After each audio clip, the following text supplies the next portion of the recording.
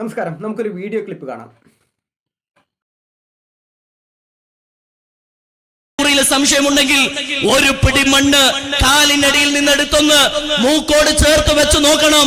നിങ്ങൾക്കറിയാം, ഞങ്ങളുടെ പൂർവ്വപിതാക്കള് രാജ്യത്തിന്റെ സ്വാതന്ത്ര്യത്തിന് വേണ്ടി ഒഴുക്കിയ വിയർപ്പിന്റെ ഗന്ധം നിങ്ങൾക്കറിയാൻ പറ്റും. ഇനിയും ഞങ്ങളെ ദേശക്കൂറിയിൽ നിങ്ങൾക്ക് സംശയമുണ്ടെങ്കിൽ ആ മണ്ണൊന്നെടുത്തിട്ട് പരിശോധിച്ചു നോക്കിയാൽ നിങ്ങൾക്ക് കിട്ടും. ഞങ്ങളുടെ പഴയ തലമുറ ഈ രാജ്യത്തിന് വേണ്ടി ചിന്തിയ രക്തച്ചാലുകളുടെ ഗന്ധം നിങ്ങൾക്ക് ആസ്വദിക്കാനാകും.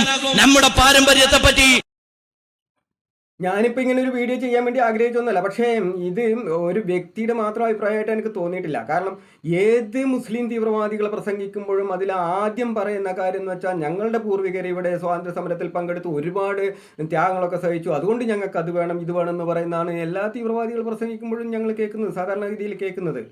അതുകൊണ്ടാണ് ഇങ്ങനെ ഒരു വീഡിയോ ചെയ്യാമെന്ന് വിചാരിച്ചു. ഇപ്പോൾ ഒരു വ്യക്തിയാണെങ്കിൽ പിന്നെ ആ വ്യക്തിയുടെ കാഴ്ചപ്പാടായിരിക്കും അതെന്ന് വിചാരിച്ച് ഞാൻ അങ്ങനെ അതിന് വേണ്ടി വീഡിയോ ചെയ്യില്ല. അപ്പോൾ ഉസ്താദെ, ഇപ്പം നിങ്ങളെ കൂടെ മറ്റു മതക്കാരുടെ കൂടെ നിങ്ങളും ഇതേപോലെ ഇന്ത്യൻ സ്വാതന്ത്ര്യ സമരത്തിൽ പങ്കെടുത്തു ഒരുപാട് ത്യാഗങ്ങളൊക്കെ സഹിച്ചു എന്നുള്ളതൊക്കെ എല്ലാവർക്കും അറിയാം. അതിന് മണ്ണ് മാന്തി മണത്തുമൊക്കെ തിന്നുമൊക്കെയൊന്നും വേണ്ട. പക്ഷെ നിങ്ങൾ മറന്നു പോകുന്ന മറ്റൊരു കാര്യമുണ്ട്. നിങ്ങൾ ഇത്രയും ത്യാഗങ്ങൾ സഹിച്ച് മറ്റു മതക്കാരോടൊപ്പം സ്വാതന്ത്ര്യ സമരത്തിൽ പങ്കെടുത്തതിന് ഇന്ത്യ വളരെ വലിയ വില കൊടുക്കേണ്ടി വന്നു. ഇന്ത്യയെ വെട്ടിമുറിച്ച് പാകിസ്ഥാൻ എന്നൊരു ഭാഗം നിങ്ങൾ ആ ത്യാഗത്തിൻ്റെ വിലയായിട്ട് അങ്ങോട്ട് വാങ്ങിക്കൊണ്ടുപോയി. പിന്നെ എന്ത് ബാധ്യതയാണ് നിങ്ങളോട് ഇനി ഇന്ത്യക്ക് വേണ്ടത്? ഇന്ത്യയുടെ അഖണ്ഡ ഭാരതത്തിൻ്റെ ബാക്കി ഭാഗം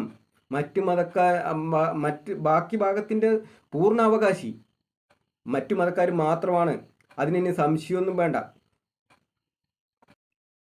ഇന്നത്തെ ഇന്ത്യക്കാർ നിങ്ങളെ വേർതിരിവില്ലാതെ കാണുകയും ഭരണ പങ്കാളികളാക്കുകയും ഒക്കെ ചെയ്യുന്നുണ്ട് എന്നുണ്ടെങ്കിൽ അത് മറ്റു മതക്കാരുടെ ഔദാര്യവും വിശാല മനസ്കതയും മാത്രമാണെന്ന് തിരിച്ചറിഞ്ഞ് അവരെ സ്നേഹിക്കേണ്ടുന്നതിന് പകരം അവരെ മുച്ചൂടും കൊന്ന് ഇവിടെ ഇസ്ലാമിക രാജ്യമാക്കണമെന്നും പറഞ്ഞ് നിങ്ങൾ നടക്കുമ്പോൾ അങ്ങനെ നടക്കുന്ന ഈ അവസ്ഥയിൽ നിങ്ങൾ ഇപ്പോൾ അള്ളാഹു എന്നൊക്കെ പറയുന്നില്ലേ, ആ അള്ളാഹു പോലും ഒരു ജിഹാദിൻ്റെ പേരിലും നിങ്ങളെ ഈ പ്രവൃത്തിനെ ന്യായീകരിക്കാൻ പോകുന്നില്ല. കാരണം അത്ര വലിയ നന്ദികേടാണ് നിങ്ങളിപ്പോൾ ചെയ്തുകൊണ്ടിരിക്കുന്നത്. ഇത് പറയാനുള്ള കാരണം നിങ്ങൾക്കിപ്പോൾ വെട്ടിമുറിച്ച് തന്നില്ലേ പാകിസ്ഥാൻ. ആ പാകിസ്ഥാനിൽ ഏതെങ്കിലും മറ്റൊരു മതത്തിൽപ്പെട്ട ഒരാളെ ഭരണകാര്യങ്ങളിൽ ഇടപെടുത്തുന്നുണ്ടോ, അല്ലെങ്കിൽ അവർക്ക് അവിടെ മറ്റ് പൗരന്മാർക്ക് കിട്ടുന്ന എല്ലാ ആനുകൂല്യങ്ങളും മറ്റു കാര്യങ്ങളൊക്കെ കിട്ടുന്നുണ്ടോ എന്ന് നിങ്ങൾ സ്വയം ഒന്ന് ആലോചിച്ച് നോക്കുക. നിങ്ങൾക്ക് കിട്ടുന്ന ഇപ്പോൾ ഈ ഇന്ത്യയിൽ നിങ്ങൾക്ക് കിട്ടുന്നതിൻ്റെ 100-ൽ-1 അവിടുത്തെ ഹിന്ദുക്കൾക്കോ അല്ലെങ്കിൽ മറ്റു മതക്കാർക്കോ കിട്ടുന്നുണ്ടോ എന്ന് നിങ്ങളൊന്ന് ആലോചിച്ച് നോക്കുക. എന്നിട്ട് തീരുമാനിക്കുക ഇതൊക്കെ പറയുന്നത് ശരിയാണോ എന്ന്.